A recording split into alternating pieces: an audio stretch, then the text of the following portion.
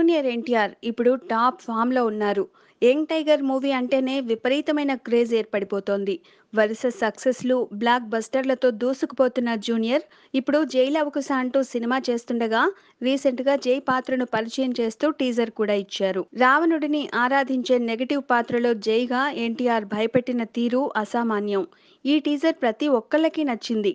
కానీ ఒక్కరికి మాత్రం మింగుడు పడ్డం లేదంటూ టైమ్స్ ఆఫ్ ఇండియా పత్రిక ఓ కథనాన్ని వడ్డించింది. ఆయనెవరో కాదు, ఎన్టీఆర్తో టెంపర్ తీసిన పూరి జగన్నాథ్. జై లవకుశకు పూరికి లింక్ ఏంటి అనుకోవచ్చు. కానీ ఈ జై పాత్రను మలచిన తీరు పూరికి షాక్ కొట్టించిందట. టెంపర్ తర్వాత ఎన్టీఆర్తో మళ్ళీ సినిమా చేసేందుకు ప్రిపేర్ అయిన పూరి జగన్నాథ్ ఓ స్టోరీని, క్యారెక్టరైజేషన్ ను ఎన్టీఆర్ కు నెరేట్ చేశారట. తాను ఎలాంటి క్యారెక్టరైజేషన్ తో అయితే ఎన్టీఆర్ రోల్ ను వర్ణించారో ఇప్పుడు అదే పాత్ర అచ్చంగా జైలో కనిపించేసరికి పూరి హర్ట్ అయ్యారని, ఎన్టీఆర్ ను స్క్రిప్ట్ దొంగ అని భావిస్తున్నారని టైమ్స్ ఆఫ్ ఇండియాలో పెద్ద ఆర్టికల్ వచ్చింది. తమ హీరోపై ఆ పత్రికలో ఇలాంటి కథనం రావడంపై ఎన్టీఆర్ అభిమానులు తెగ ఫీల్ అయిపోతున్నారు.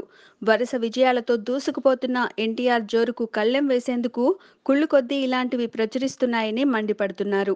అయితే జై లవకుశ దర్శకుడు బాబీ మాత్రం ఇది పూర్తిగా తాను రాసిన కథ, పాత్రల ప్రకారమే తీస్తున్న సినిమా అని చెబుతుండడం విశేషం.